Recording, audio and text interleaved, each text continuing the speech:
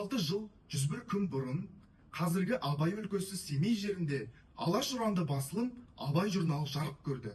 Менің қолымда Абай журналының түпнұсқасы.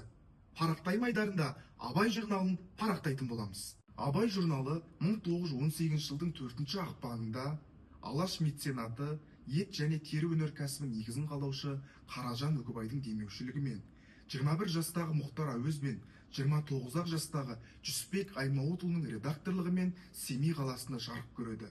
Алғашқы саны 9 данамен басылған, 16-21 беттен тұрады. Қазіргі уақытқа дейін Абай журналының 12 саны белгілі. Шынымен де Абай журналы тек Абай өмірі мен шығармашылығына арналған жоқ. Абай журналында ғылым, шаруашылық, білім, мәдениет мәселелері кеңінен қозғалды. Абай журналында Сәбит Дөнентай, Шәкәрім Құдайбердіұлы, Ғұмар Қараш, Халел Досмұхамедұлы, Мұхтар Әуез, Жүсіпбек Аймауытұлы сынды алаш қайраткерлерінің мақалалары басылды. Тіпті журналда көп қайраткерлердің мақалалары бүркеншік есіммен басылған.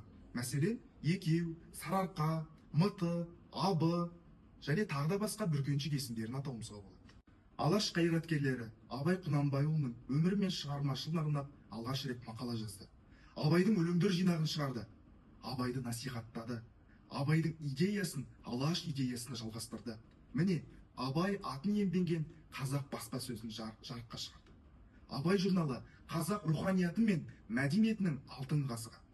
Небәрі 12 саны жарық көрсе де, Абай журналының жалғасы тәуелсіздік алған жылдары қайта жаңғырды.